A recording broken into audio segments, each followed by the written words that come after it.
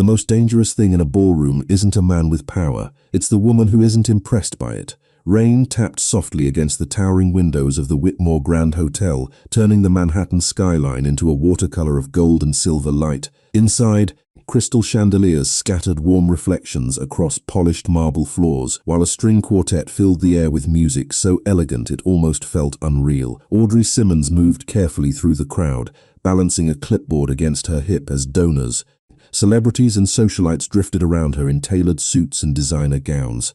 The annual Children's Arts Foundation Gala was the largest event her organization hosted all year. Months of planning had led to this single night. Every centerpiece, every lighting choice, every framed photograph displayed along the ballroom walls had passed through her hands. At 27, Audrey had learned that invisible work was often the hardest work.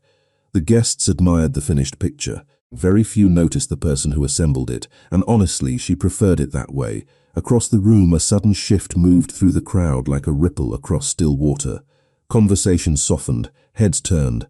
People who moments ago had been speaking confidently suddenly seemed eager to be noticed. Audrey didn't need to look to know someone important had arrived. Manhattan had its own language of power. She recognized it instantly. What she didn't know was that tonight, that language was about to change her life.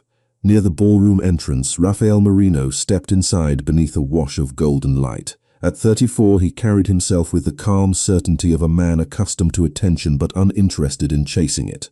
His charcoal suit fit perfectly. His dark hair was neatly combed back. Around him moved several associates who blended seamlessly into the event, while somehow making everyone aware of their presence. Wealth explained some reactions, influence explained others. Yet neither fully accounted for the effect Raphael had on a room. People made space without being asked. Audrey noticed him only because everyone else did. She glanced up from her clipboard and immediately looked away. Another powerful donor. Another wealthy man people wanted something from. She had spent years watching rich men arrive at charity events searching less for causes and more for admiration. Her attention returned to her work. Unfortunately for her, Raphael noticed the glance. And more importantly, he noticed how quickly it disappeared. Most people stared. Audrey dismissed him in less than 2 seconds. A faint smile touched the corner of his mouth before disappearing.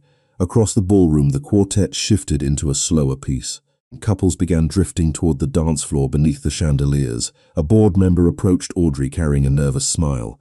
"The guest list is thrilled," he said quietly. "Especially about Mr. Marino." Audrey nodded politely. "That's good for fundraising. You should introduce yourself." "Why? Because everyone wants an introduction." Audrey looked toward the dance floor. "That sounds exhausting." The board member laughed awkwardly before wandering away. Less than 20 feet away, Raphael heard every word. His expression remained unchanged, but his attention stayed fixed on her. An hour passed, speeches began, pledges were announced. Applause echoed through the ballroom. Audrey remained busy moving between tables, coordinating schedules, solving problems before anyone noticed them. It was almost 11 when she finally paused near the edge of the dance floor. The music softened, guests swayed beneath the chandeliers. For the first time all evening, she allowed herself a breath. Then a shadow fell across the marble floor in front of her. Audrey looked up. Rafael Marino stood there, close enough for conversation, far closer than she expected. Around them, several nearby guests immediately became interested in absolutely nothing, while secretly listening to everything. "Would you dance with me?" he asked. The question was simple. His voice was calm. No arrogance, no assumption, just confidence. Audrey blinked once, then twice. She could practically feel dozens of eyes turning toward her. "No," she said. Silence followed, not complete silence. The quartet continued playing. Glasses still clinked. Conversations continued elsewhere. Yet for those closest to them, the moment felt frozen. Raphael expected annoyance, maybe surprise. Instead, she saw something entirely different, curiosity. "No," he repeated. "I'm working," she said, "and even if I wasn't, I don't really dance with strangers." A heartbeat passed, then another. Raphael studied her face as if she had become the most interesting person in the room. What she didn't know was that no one had refused him publicly in years, not because they were afraid, because they usually wanted something. For the first time that evening, Raphael smiled. A real smile, small, genuine, dangerous only because it meant he had made a decision. He leaned slightly closer, lowering his voice so only she could hear the single word that followed. "Mine." Audrey's breath caught. Raphael stepped back and walked away. leaving her staring after him while the music continued and the chandeliers glittered overhead. And somewhere beneath the elegance of the gala, something had just begun that neither of them yet understood. The ballroom did not change after Rafael Marino walked away. The quartet continued playing. Champagne glasses still caught the chandelier light. Donors continued smiling for photographs. Yet for Audrey Simmons, something felt different. It was as if a single sentence had shifted the air around her. She stood frozen for several seconds before forcing herself back into motion. There was work to finish, schedules to confirm, vendors to coordinate, auction items to secure before midnight, practical tasks, real tasks, the kind that made sense, not mysterious whispers from powerful strangers. She spent the next 40 minutes moving through the gala with determined focus. Every time her thoughts drifted back to Rafael, she redirected them toward work. Unfortunately, the universe seemed unwilling to cooperate. Everywhere she turned, someone was talking about him. Board members discussed donations. Guests praised his influence. Event organizers celebrated the size of his contribution. By the time the evening ended, Audrey was thoroughly tired of hearing his name. Shortly after midnight, the last guests began leaving. The grand ballroom slowly emptied. Staff members dismantled displays while maintenance crews rolled equipment across polished marble floors. Outside, light rain continued falling across Manhattan. Audrey finally gathered her belongings and stepped through the hotel's revolving doors. Cool air brushed against her face. The city felt quieter now. Taxis moved through wet streets. Reflections shimmered beneath streetlights. For the first time all evening, she felt alone. She welcomed the feeling. What she did not know was that less than a block away, Rafael Marino sat inside the back seat of a black sedan. Through rain-speckled glass, he watched her leave the hotel. He was not watching with obsession. He was watching with curiosity. There was a difference, although few people around him understood it. Across from him sat Dominic, one of his closest advisors. "You have ignored governors, senators, and billionaires tonight," Dominic said. Yet somehow the event coordinator became the most interesting person in the room. Raphael looked out the window. She said no. Dominic laughed softly. "That is all?" Raphael considered the question. "No." She said no because she meant it. Outside, Audrey started walking toward the subway entrance 3 blocks away. She preferred public transportation whenever possible. It reminded her that life existed beyond luxury hotels and charity galas. Her heels clicked against damp pavement. The city smelled like rain and concrete. Familiar, honest. Halfway down the block, her phone vibrated. A text message from her friend Claire appeared. Audrey smiled despite herself. "Barely. I think I need 3 days of sleep," Claire responded immediately. "Worth it?" Audrey paused before typing. "Depends. Strange answer. What happened?" Audrey stared at the screen for several seconds. Then she wrote something she immediately regretted. "The famous donor asked me to dance." Claire's response arrived so quickly it almost seemed impossible. "And I said no." Audrey could practically hear her friends scream through the phone. "You what?" A reluctant smile appeared on Audrey's face. She slipped the phone back into her purse and continued walking. For the first time since leaving the ballroom, she laughed quietly to herself. Unfortunately for her, the laughter disappeared. The moment she reached her apartment building, something sat waiting on the front steps. A large rectangular package wrapped in dark paper. Audrey frowned. She rarely received deliveries. Certainly not at 1 in the morning. The package carried no shipping label, no return address, a small white card resting on top. Rain collected along the edges of the box. Audrey glanced around the nearly empty street. Nothing seemed unusual. Finally, she picked up the card. Her name appeared in elegant handwriting, Audrey Simmons. Her pulse quickened slightly. She opened the card. Inside, only a single sentence had been written. "Thank you for being honest." No signature, no explanation. Yet somehow she already knew who had sent it. Slowly, Audrey looked down at the package. She carried it upstairs, unlocked her apartment door, and stepped inside. The apartment was small but comfortable. Exposed brick walls, second-hand furniture, shelves crowded with books and framed photographs. The opposite of the world she had left behind an hour earlier. Setting the package on her kitchen table, she carefully removed the wrapping. Inside sat a framed photograph from the gala. Not of Raphael, not of the donors, not of the ballroom. It showed Audrey herself. Earlier that evening, standing beside one of the children's art exhibits while speaking to a young guest. She had not even realized anyone was taking pictures. Beneath the photograph sat another card. This one contained 6 words. "Do not become someone you are not." Audrey stared at the message, then suspicion replaced irritfusion. She looked again at the photograph. It was beautiful, thoughtful, almost personal, and somehow that made it even more unsettling.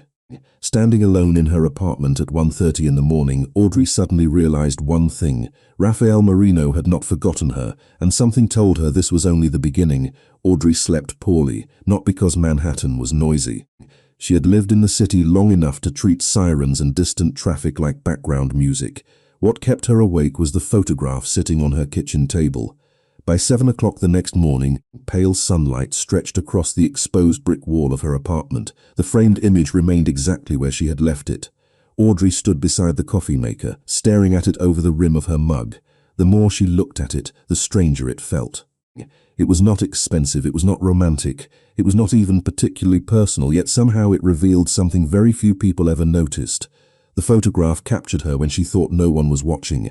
Not while managing donors, not while smiling politely. Not while networking, she was simply helping a nervous 12-year-old explain a painting to a group of strangers. The expression on her face looked genuine, comfortable, happy. That realization unsettled her more than the gift itself. Most powerful people collected information because they wanted leverage. This felt different.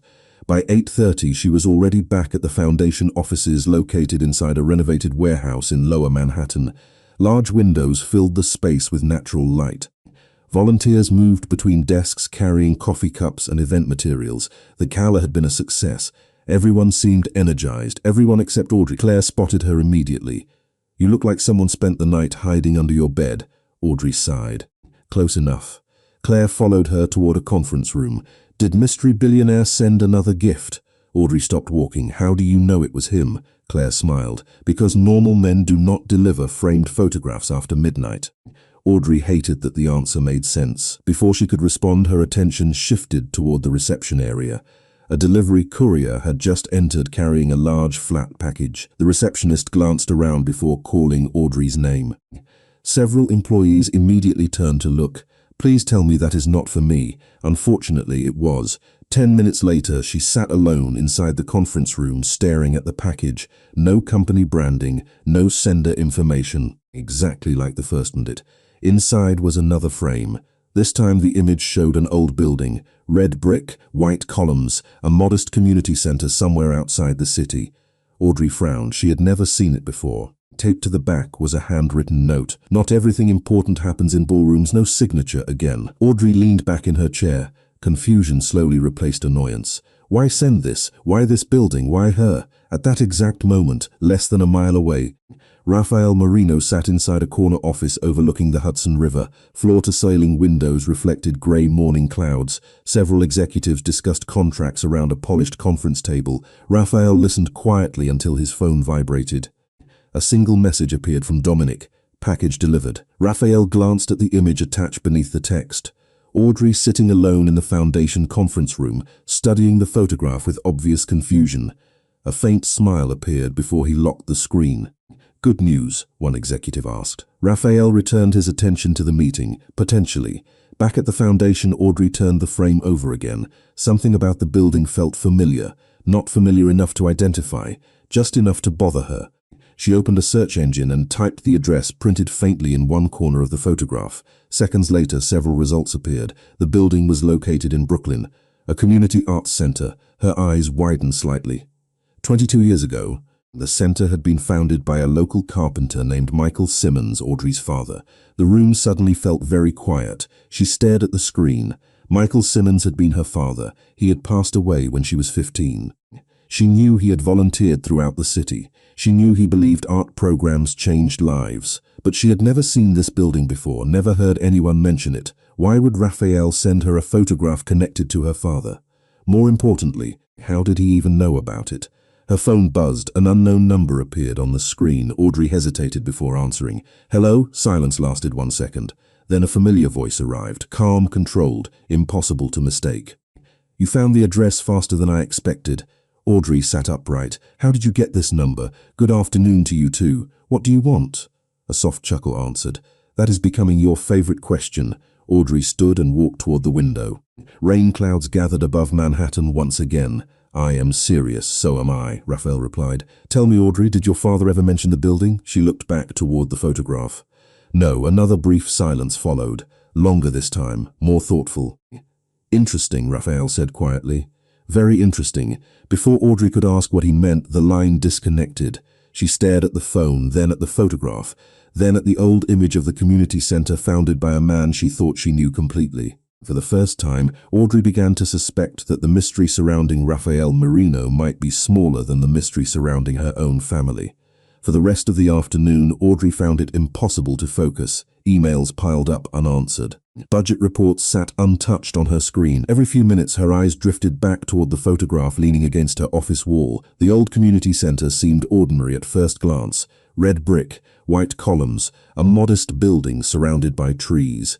Yet somehow it had become the center of a mystery she did not understand. By 5 o'clock, curiosity won. She gathered her bag, left the foundation office, and headed toward Brooklyn. The rain had finally stopped, leaving the city washed clean beneath a blanket of silver clouds.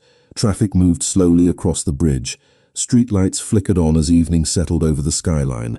40 minutes later, Audrey stood across the street from the building in the photograph. Time had changed it. Fresh paint covered parts of the exterior. New landscaping surrounded the entrance. Children laughed somewhere inside. Through the front windows she could see easels, art supplies, and colorful murals covering the walls. The place felt alive, warm. Familiar in a way she could not explain, she crossed the street and pushed open the front door. The scent of paint and old wood drifted through the lobby. Framed photographs covered an entire wall.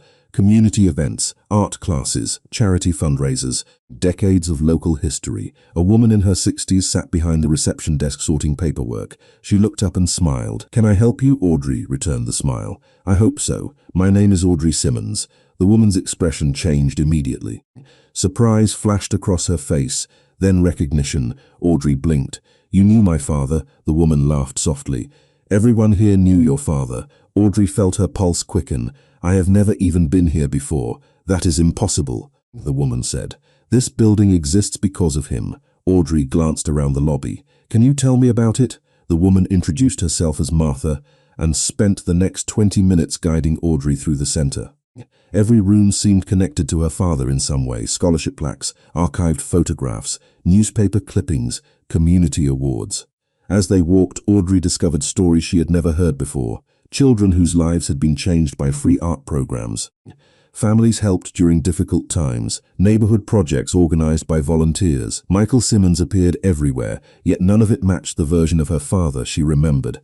At home he had been kind but quiet, humble, almost reluctant to discuss his accomplishments. Here he seemed larger than life. "Why did he never tell me about any of this?" Audrey asked. Martha smiled sadly. "Your father never liked attention." They stopped beside a display case near the back of the building. Inside sat dozens of photographs from the center's early years. Audrey leaned closer, then froze. One image immediately caught her eye. It showed her father standing beside another man outside the building during its construction. The photograph had clearly been taken more than 20 years earlier. The colors slightly faded, yet the second man's face remained unmistakable. Audrey stared in disbelief. The man looked exactly like Raphael Marino. Not Raphael today. Younger, perhaps by a decade, but undeniably him. Same eyes, same possible, Audrey whispered. Martha followed her gaze. "Oh, that one. Who is he?" Martha hesitated. "I am not sure. He only came around a few times." Audrey could not look away from the photograph. "Do you remember his name?" "No. Michael never introduced him properly." Audrey felt her heart beating faster. The timeline made no sense. 22 years ago, Raphael would have been little more than a teenager. Why would he be standing beside her father? Why would he know about this building? Why would he send her photographs connected to it? Questions piled on top of questions. Then Martha pointed toward the bottom corner of the display case. "There is something else." Audrey lowered her eyes. A small brass plaque sat beneath the photograph. Most of the lettering had faded with age. She leaned closer until she could read the inscription, "Dedicated to the partnership that made this dream possible. Michael Simmons and the Marino Family Foundation." Audrey went completely still. Outside, thunder rolled softly above Brooklyn. Inside, the noise of the center seemed to disappear. The Marino Family Foundation. The name echoed in her mind. Suddenly, Raphael's interest no longer felt random. It no longer felt like curiosity. It felt connected to something much older, something buried, something neither her father nor anyone else had ever explained. And as Audrey stared at the faded plaque beneath the photograph, she realized one unsettling truth. Rafael Marino had not been searching for her. He might have been searching for her father all along. Audrey left the community center long after sunset. The city had transformed into a river of headlights and reflections, every wet sidewalk glowing beneath the scattered lights of Brooklyn. She walked slowly toward the subway station, her thoughts moving faster than the trains beneath the streets. The Marino Family Foundation. The words refused to leave her mind. She had spent years believing she understood her father's life. Now, in less than 48 hours, she had discovered an entire chapter that seemed to have vanished from family history. By the time she reached her apartment, the rain had returned, soft, persistent, almost gentle. She unlocked her door, stepped inside, and immediately crossed to the bookshelf in her living room. Old photo albums occupied the bottom shelf. Most had not been opened in years. Dust clung to the edges. Audrey carried them to the kitchen table and began turning pages beneath the warm glow of a single lamp. Birthdays, school events, family vacations, hundreds of ordinary moments. She searched for hours. Midnight came and went.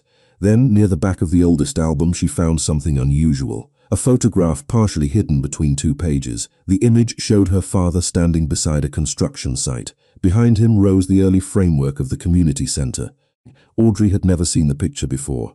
Her father was younger, happier somehow. Beside him stood three other people. The photograph was damaged near one corner, making two faces difficult to identify. But the third face remained visible. A man in an expensive coat, dark hair, serious eyes, not Raphael.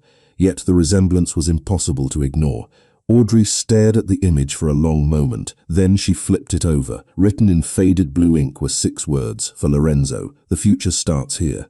Her breath caught. Another Marino. Another connection, another question. The next morning she arrived at the foundation exhausted. Coffee barely helped. Her mind remained trapped inside a puzzle that seemed to grow larger with every answer she found.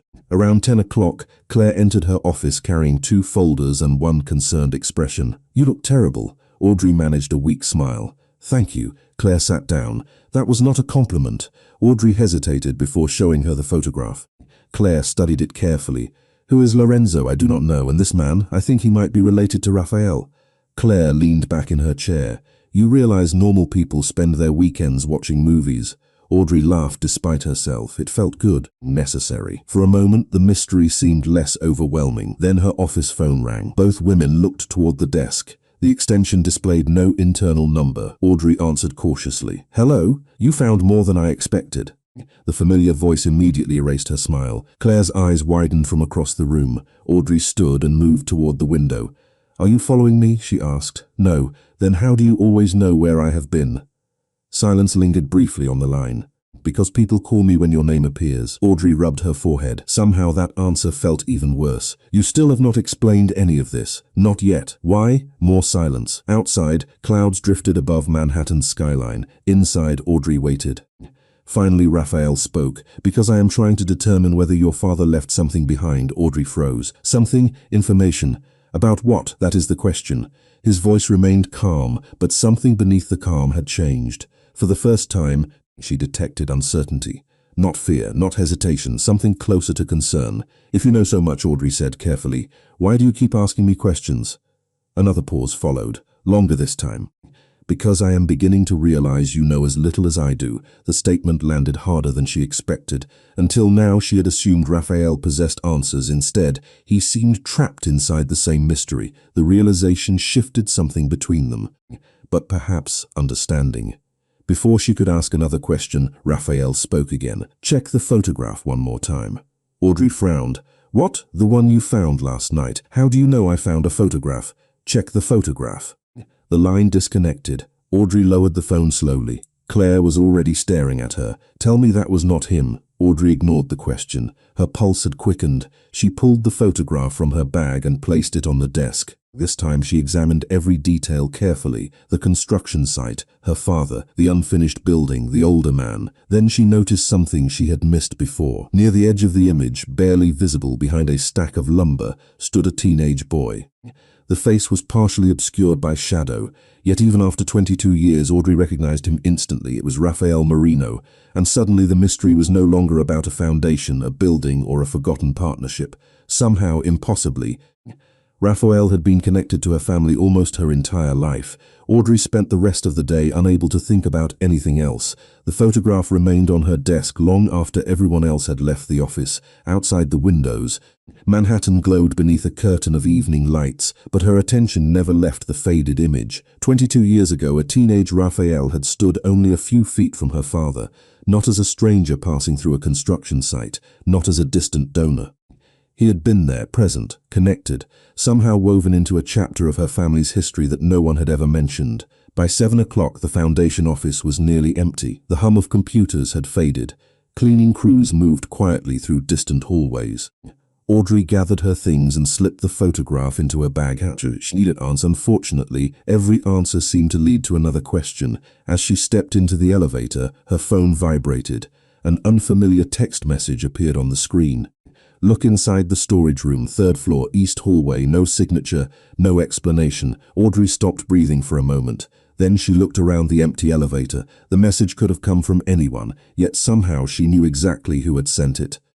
Irritation flared immediately. Alongside curiosity, it was becoming an increasingly dangerous combination. Instead of leaving the building, she pressed the button for the 3rd floor. The elevator climbed slowly. When the doors opened, the hallway beyond sat silent beneath fluorescent lights. Most employees rarely visited this level. Old records and archived materials were stored here.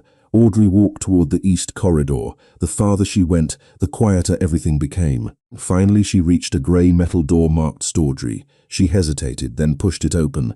Dust floated through narrow beams of light. Shelves stretched from floor to ceiling. Boxes filled with decades of foundation records occupied nearly every corner. Audrey stepped carefully between rows of forgotten history. At first she saw nothing unusual, then something caught her eye. One box sat open on a nearby table as though someone had recently searched through it. A yellow folder rested on top. Her name was written across the front. Audrey's pulse immediately accelerated. She approached slowly. Inside the folder were copies of newspaper articles, event programs, donation records, and photographs. Every document connected in some way to the community center in Brooklyn, most dated back more than 20 years. One article described the center's opening ceremony, another listed founding donors. Audrey flipped through the pages until she reached the final photograph. The image showed her father shaking hands with Lorenzo Marino. This time there was no uncertainty. The older man from the previous photograph had a name. More importantly, there was a caption beneath the image. Michael Simmons and Lorenzo Marino announce expansion plans for community outreach initiatives. Audrey stared at the words. Expansion plans, partnership, public events. These men had clearly worked together for years. Why had her father hidden it? What happened afterward? A folded note slipped from between the pages and landed on the table. Audrey unfolded it carefully. The handwriting was unfamiliar. Most people remember the building. Nobody remembers why it was built.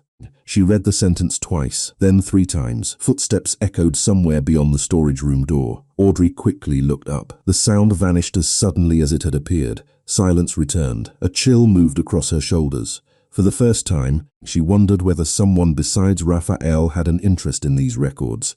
Less than 2 miles away, Raphael stood alone inside his office overlooking the Hudson. The city lights reflected across the glass behind him. Dominic entered carrying a thin folder. Someone accessed the archives, Dominic said. Raphael did not look surprised. Audrey? Dominic nodded. Exactly where you expected. Raphael remained silent for several moments, then he turned toward the window. And the records? Still incomplete. Dominic's expression darkened slightly. The missing files have not reappeared. Raphael looked back toward the skyline. 22 years of unanswered questions sat buried somewhere inside those missing documents. Questions his father had spent years trying to resolve before his death. Questions Raphael had inherited. Questions that now seemed connected to Audrey Simmons in ways neither of them fully understood. Back inside the storage room, Audrey carefully gathered the papers and returned them to the folder. She no longer believed she had stumbled into an old family story. This felt different, bigger, more deliberate. As she reached for the final photograph one last time, something slipped from the back of the frame and landed on the table. It was a key, small, brass, old enough to show wear along the edges. Attached to it hung a faded tag marked with a single handwritten number, 214. And for the first time since this mystery began, Audrey found a clue that did not point toward the past. It pointed somewhere waiting to be opened. Audrey did not leave the storage room immediately. The brass key rested in her palm while the faded tag marked 214 swung gently beneath the fluorescent lights. It felt heavier than it should have. Not because of its size, because of what it represented. For days, she had been chasing photographs, names, and half-finished stories buried beneath 2 decades of silence. Now she held something tangible, something real. A key existed for a reason, a lock existed somewhere, and someone had wanted her to find it. By the time she stepped outside the Foundation building, the city had settled into evening. Cool air drifted through Manhattan streets. Office workers filled sidewalks. Taxi horns echoed between glass towers. Audrey stared again at the number on the tag. 214. It sounded familiar. Not an address, not a date, a room number. The realization arrived slowly, then all at once.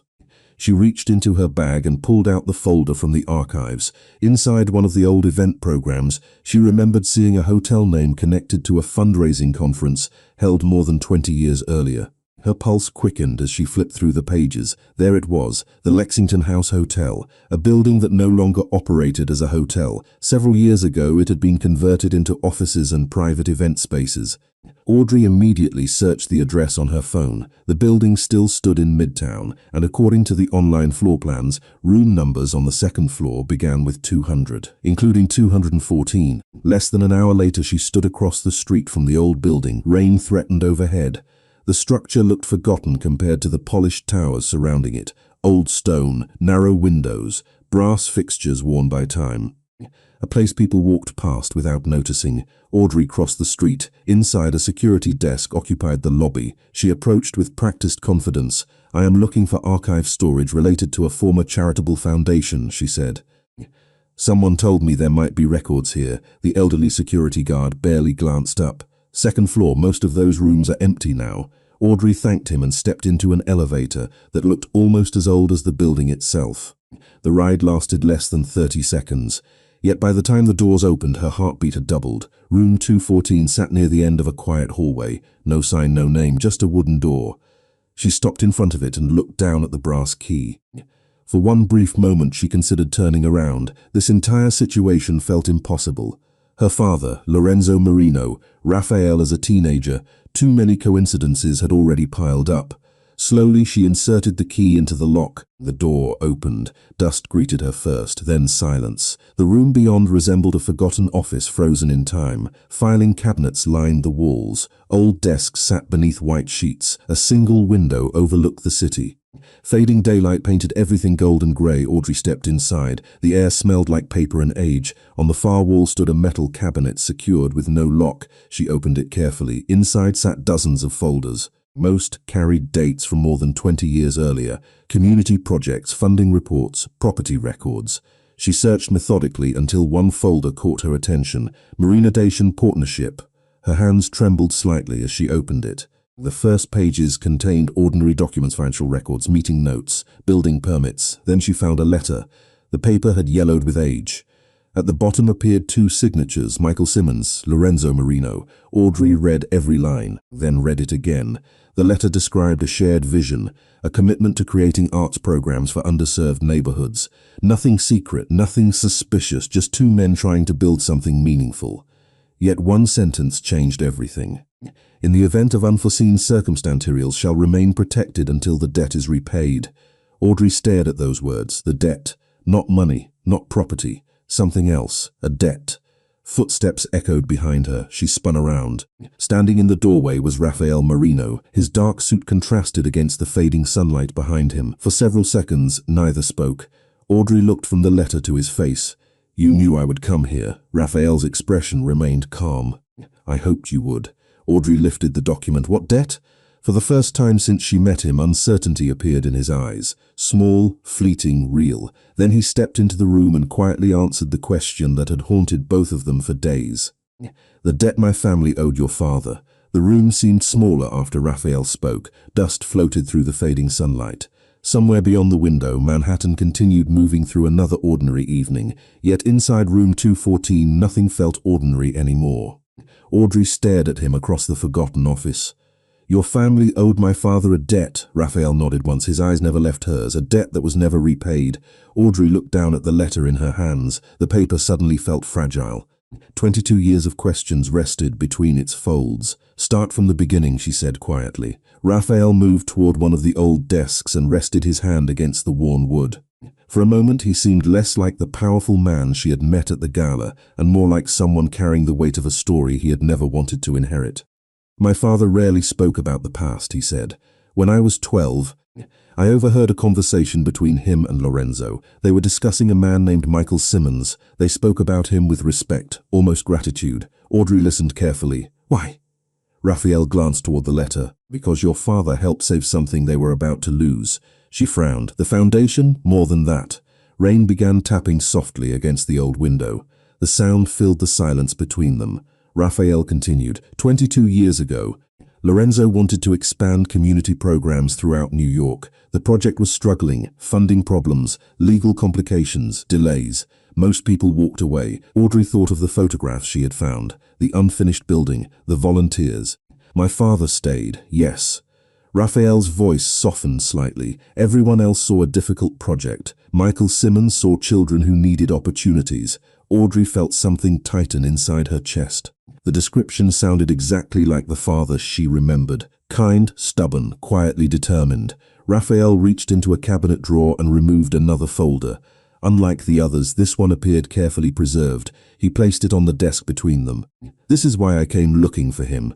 Audrey opened the folder. Inside sat dozens of letters exchanged between Michael Simmons and Lorenzo Marino.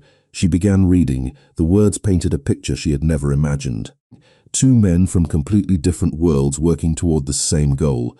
Scholarships, arts education, neighborhood development. The letters spoke about hope, responsibility, service. Nothing about wealth, nothing about influence. Just work that mattered. Audrey turned another page and froze. A photograph slipped free and landed on the desk. This one was clearer than the others. Her father stood beside Lorenzo Marino outside the community center. Both men were smiling. On the back, someone had written a short message. Some debts can never be measured in dollars. Audrey swallowed hard. What happened? She asked. Raphael looked toward the window. That is the part nobody fully understands. The answer surprised her. You do not know?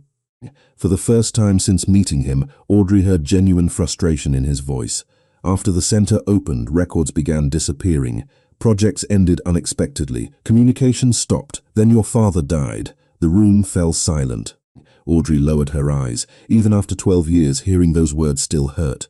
Raphael continued carefully. My father spent the rest of his life trying to understand what happened, and now you are doing the same thing.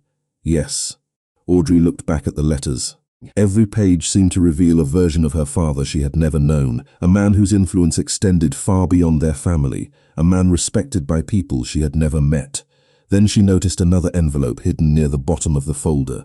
Unlike the others, it remained sealed. Michael Simmons was written across the front in elegant handwriting. Audrey's pulse immediately accelerated. Have you opened this? She asked. Raphael shook his head. No, why not? Because it was addressed to him. The answer caught her off guard. She studied him for a moment. Most people in his position would have opened it years ago, yet somehow he had left it untouched, waiting for her. Audrey carefully broke the seal. Inside sat a single sheet of paper. The message was short, painfully short. Her eyes moved across the page, then stopped. Every color seemed to drain from the room. What is it? Raphael asked. Audrey looked up. Her voice barely rose above a whisper. It is from Lorenzo. Raphael took a step forward. What does it say? Audrey stared at the final sentence written on the page. A sentence that changed everything they thought they knew. Then she read it aloud. If anything happens to me, tell Michael the truth. He saved my life long before he saved the foundation. The words lingered in the room long after Audrey finished reading them. Rain continued tapping against the window. The old office remained frozen in fading evening light, yet everything felt different now. Michael Simmons had not simply worked with the Marino family. He had saved Lorenzo Marino's life. Audrey lowered the letter slowly. Her hands trembled. Across from her, Raphael remained completely still. For perhaps the first time since she met him, he looked genuinely stunned. My father never knew that, he said quietly. Audrey looked. You are sure? Raphael nodded. If he had known, he would have told me. Silence settled between them. 22 years of missing history suddenly felt closer than ever. Audrey returned her attention to the letter. The page contained only a few paragraphs. Most discussed future plans for the community center, scholarship programs, expansion efforts, volunteer recruitment. Then she noticed something written beneath Lorenzo's signature. A handwritten note squeezed into the lower margin. She moved closer to the window to read it. The ink had faded. Time had nearly erased it. Yet several words remained visible. Trust only the records kept at Harbor House. Audrey frowned. Harbor House. Raphael stepped beside her. What is it? His expression changed immediately. Recognition flashed across his face. I know that name. Audrey felt her pulse quicken. What is it?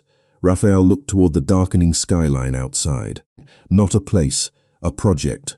One that disappeared. The answer only created more questions. Audrey folded the letter carefully and returned it to the envelope. You are going to have to start explaining things. A faint smile touched Raphael's face. Fair. He walked toward one of the old filing cabinets and leaned against it.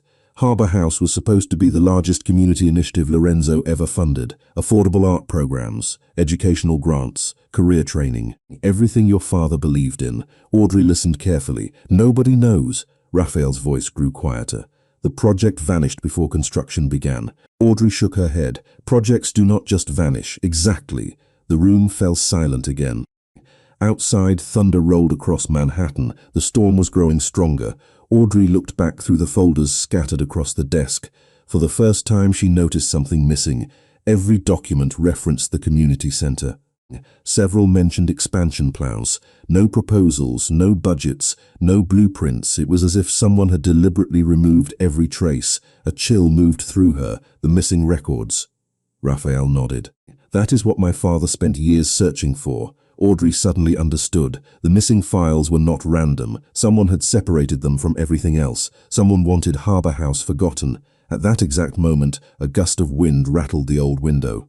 The sound made both of them look up. Then Audrey noticed something strange. A narrow shelf sat high along the wall above the cabinets, hidden behind years of dust, hidden so well neither of them had seen it before. Resting on the shelf was a single storage box, small, grey, unmarked. Raphael followed her gaze. Was that there before? Audrey shook her head. Neither answered. Slowly, she dragged a chair across the floor and climbed onto it. Dust coated the box. The cardboard felt brittle beneath her fingers. She carefully lifted it down and placed it on the desk. Her heartbeat echoed in her ears. Raphael remained beside her, watching, waiting. Audrey opened the lid. Inside sat only 3 items: a leather notebook, a faded photograph, and a sealed envelope. She picked up the photograph first, and Lorenzo standing beside a large waterfront property. Behind them hung a sign, Harbor House Multi Center coming soon. Audrey stared at it in disbelief. The project had been real, completely real. Next, she reached for the notebook. Michael Simmons was embossed across the cover, her father's journal. A journal she never knew existed. The discovery stole her breath. Finally, Audrey lifted the sealed envelope. Unlike Lorenzo's letter, this one carried no name on the front. 22 years old, the same year everything changed. She looked at Raphael. He looked back at her. Neither spoke. Slowly, Audrey broke the seal. Inside rested a single folded page. She unfolded it carefully. The first sentence immediately made her heart stop, because it was written in her father's handwriting, and the message began with 6 words she never expected to read. If you are reading this, someone finally found the truth. Audrey read the first line 3 times before continuing. The words blurred beneath the dim light of the forgotten office. Rain pressed against the windows. Thunder rolled somewhere beyond the skyline. Across the desk, Raphael remained silent. He understood instinctively that this letter belonged to her before it belonged to anyone else. Audrey took a slow breath and continued reading. The handwriting was unmistakably her father's, steady, careful, familiar.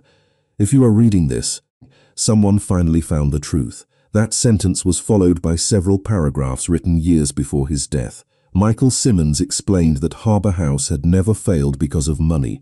It had never failed because of public support. The project ended because Lorenzo himself chose to stop it. Audrey frowned. That made no sense. Everything they had discovered suggested Lorenzo believed deeply in the mission. She continued reading. 22 years ago, Lorenzo received devastating medical news. The details were not included, only the outcome. He believed he would not live long enough to complete the project. Rather than allowing unfinished promises to become public failures, He quietly suspended Harbour House and redirected resources toward existing community programs, including the center Audrey had visited in Brooklyn. Michael described spending months trying to change Lorenzo's mind. He failed. Lorenzo remained convinced that protecting what already existed mattered more than chasing expansion. Audrey looked up briefly. "That is not what anyone expected." Raphael nodded slowly. "No." She returned to the letter. The next section changed everything again. Lorenzo had never intended Harbour House to disappear permanently. He created a private trust. He transferred land, funding and development plans into protected archives. Then he left instructions. If the future generation ever chose to continue the dream, everything necessary would remain waiting. Audrey's heartbeat quickened. The project had not been destroyed. It had been preserved, hidden, waiting. She turned the page. Near the bottom appeared another passage. This one felt more personal. Lorenzo feared that gratitude could become a burden. Michael had saved him years earlier during a difficult chapter of his life, not through heroics, not through money, through kindness, through loyalty when almost everyone else walked away. Lorenzo believed no financial gift could ever repay that debt. Instead, he entrusted Michael with the future of Harbour House. Audrey lowered the letter slightly. Her father had never spoken about any of this, not once. She suddenly understood why the old documents referred to an unpaid debt. It was not a financial obligation, it was a promise passed from one generation to the next. Raphael stared at the floor for several moments. When he finally spoke, his voice carried a softness she had never heard before. "My father spent years believing he owed yours something impossible to repay." Audrey looked at him. Maybe they both felt that way. Neither smiled, yet something shifted between them. The mystery that had first connected them no longer felt adversarial. They were standing on the same side of it now. Audrey unfolded the final page. A smaller note appeared beneath the main letter. The handwriting looked hurried compared to the rest. "If Audrey ever finds this, tell her she inherited more than my name." Audrey stopped breathing. The room fell silent. Even the storm seemed quieter. She read the sentence again, then once more. Raphael watched her carefully. "What is it?" Audrey handed him the page. When he finished, he looked back at her. "Your father expected this." "How?" she asked. "How could he possibly expect me to find any of this?" Raphael glanced toward the journal resting on the desk. "Maybe the answer is in there." Audrey reached for the leather notebook. Unlike the letters, this was not a single message. It was years of thoughts, years of planning, years of hopes and frustrations recorded in her father's own words. She opened the first page. Inside the cover sat a folded map, carefully preserved, marked with property boundaries. Harbour House. The proposed site stretched along a waterfront district that had since become one of the most valuable areas in New York. Audrey's eyes widened. The trust still owned it. 22 years later, she quickly checked the attached documents. Raphael moved closer. Together they read the final confirmation. The trust remained active. The property remained protected. The funding remained untouched. Everything Lorenzo had hidden still existed, waiting exactly where he left it. Audrey slowly lowered the papers. 22 years of mystery suddenly led to one undeniable truth. Harbour House was never lost. It was waiting for someone to finish it. Then she noticed one final sentence handwritten along the edge of the map, smaller than the others, easy to miss, a message written by Michael Simmons himself. "When the right people find this, the dream begins again." The storm had passed by the time Audrey and Raphael finally left room 214. The city outside looked transformed. Streets glistened beneath reflected lights. The air felt cleaner, quieter, yet neither of them spoke much during the drive downtown. 22 years of mystery had unraveled in a single evening, and both were still trying to understand what remained. The next morning, sunlight poured through the windows of the Foundation office.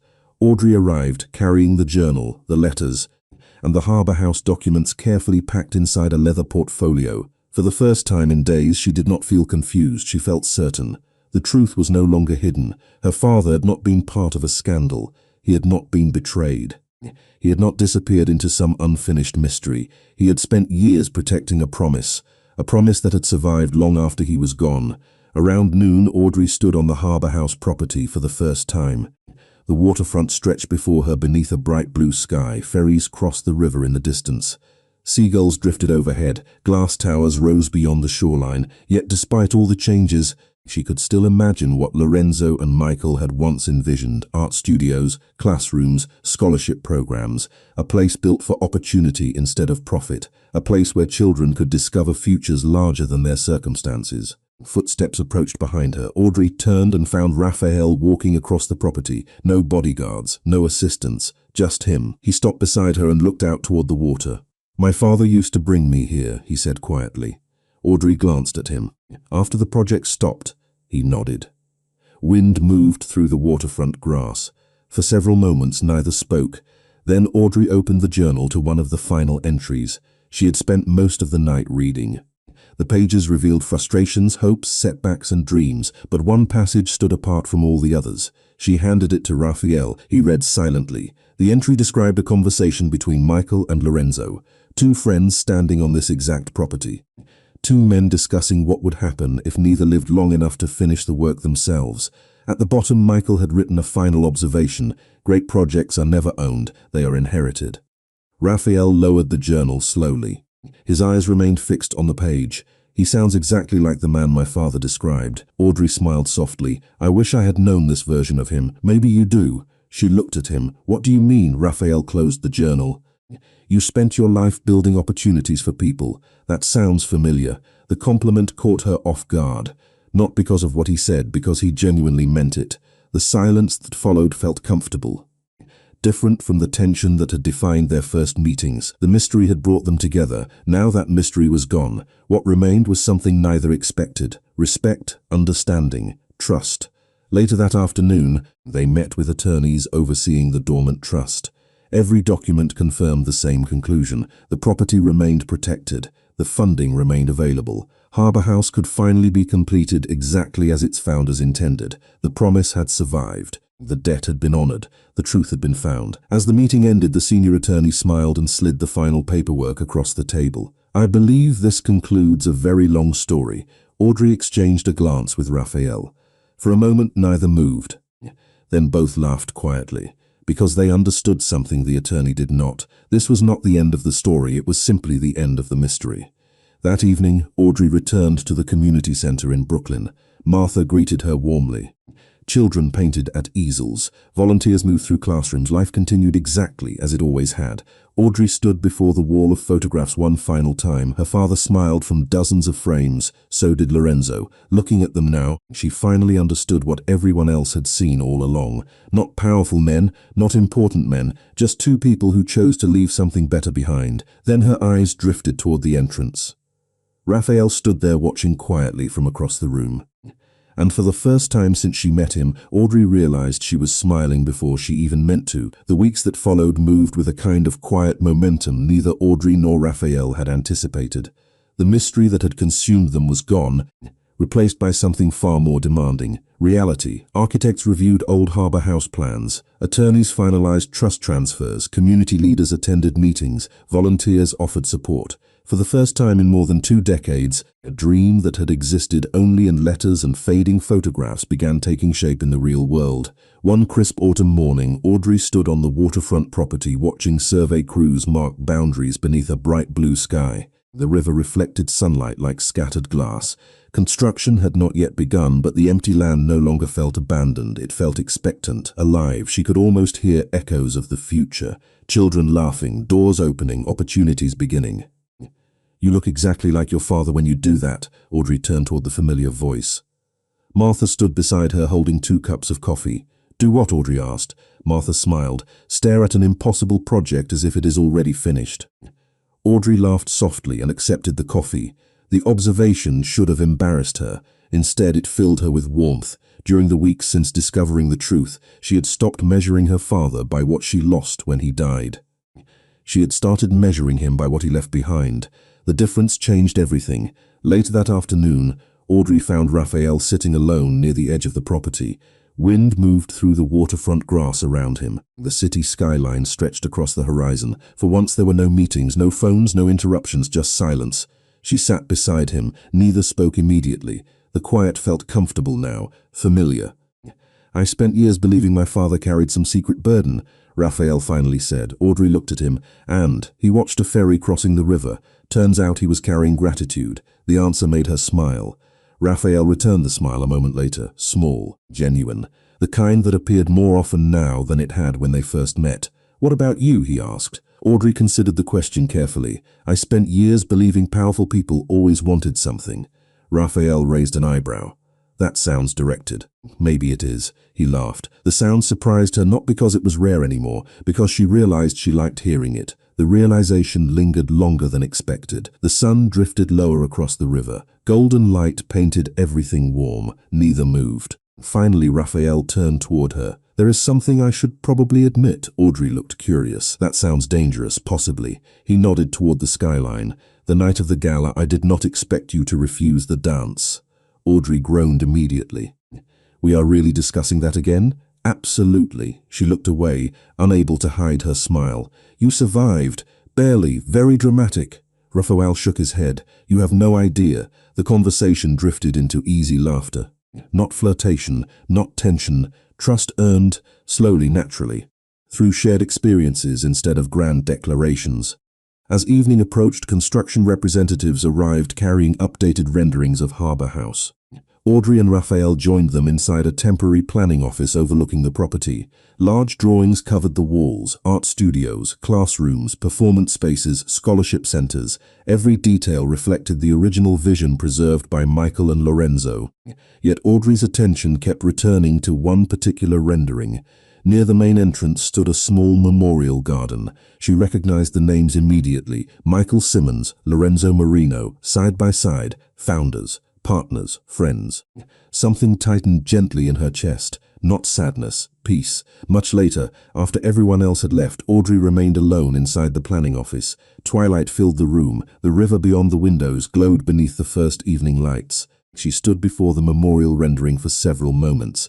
Then she heard footsteps behind her. She did not need to turn around. Somehow she already knew who it was.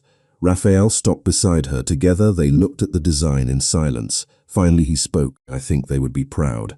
Audrey nodded so too. She glanced toward him. Their eyes met. No mystery remained between them. No unanswered questions. No hidden history. Only honesty. The foundation of something entirely new. Outside, the city lights reflected across the water while Harbour House waited for construction to begin. And standing together in the quiet glow of the unfinished future, both of them realized the promise they inherited had already changed their lives. 1 year later, the ballroom looked almost exactly the same. Crystal chandeliers scattered golden light across polished marble floors. A string quartet played beneath soaring ceilings. Guests moved through the room in elegant suits and evening gowns. Laughter drifted through the air. Champagne glasses reflected the city lights beyond the towering windows. Yet everything else had changed. Audrey stood near the center of the room, watching a presentation projected onto enormous screens suspended above the gala floor. Images of Harbour House filled the ballroom, children painting in bright studios, students receiving scholarships, families attending community programs. Dreams that once existed only inside forgotten letters now existed in real life. The room erupted into applause as the final image appeared. Harbour House had opened 6 months earlier. Thousands of people had already passed through its doors. The project that Michael Simmons and Lorenzo Marino never had the chance to finish had finally become reality. Audrey smiled as she watched the audience rise to their feet. Pride warmed her chest, not because of recognition, not because of praise, because promises had been kept. Across the ballroom, Martha wiped tears from her eyes. Former volunteers embraced one another. Community leaders celebrated. For one perfect moment, the past and present seemed to stand together in the same room. Audrey stepped away from the crowd and moved toward one of the tall windows overlooking Manhattan. Rain was falling lightly outside, the same gentle rain that had accompanied so many moments throughout the past year. She rested her hand against the cool glass and looked out at the city. A year ago, she believed her father's story had ended long before she was ready. Now she understood something different. The people we lose do not always disappear. Sometimes they leave directions. Sometimes they leave responsibilities. Sometimes they leave hope. Behind her, applause gradually faded as the presentation ended. Soft music returned. Couples began drifting toward the dance floor. Audrey smiled to herself. Then she heard familiar footsteps approaching. She did not need to turn around. Some people became recognizable long before they spoke. Raphael stopped beside her. The city lights reflected across the glass behind them. For a moment, neither said anything. They simply watched the skyline together. They would have liked tonight, Raphael finally said. Audrey nodded. I think they would have loved it. Silence settled comfortably between them. Not awkward, not uncertain, peaceful. The kind of silence earned over time. The kind built on trust. The kind glanced toward the crowded ballroom. Do you remember the first gala? Audrey laughed immediately. Unfortunately, I remember it differently. I am sure you do. He smiled. You refused to dance. I was working. That excuse is a year old. Audrey shook her head. You are never letting that go, are you? Not a chance. The answer made her laugh again. The sound felt easy, natural. Somewhere during the previous year, she had stopped expecting hidden motives from him. She had stopped measuring him by his reputation. She had learned to measure him by his choices instead, and every important choice had revealed the same thing: a man trying to honor the people who came before him. A man trying to become better than the assumptions attached to his name. Raphael looked toward the dance floor, then back at Audrey. No dramatic speech followed, no grand declaration, just a simple gesture. He offered his hand. The same ballroom, the same music, the same city beyond the windows. Yet everything was different now. 1 year earlier, she had seen a powerful stranger standing in front of her. Now she saw someone she trusted completely, someone who had become part of her life in ways neither of them could have predicted. Audrey looked at his hand, then at him. A smile touched her face. This time she did not hesitate. She placed her hand in his.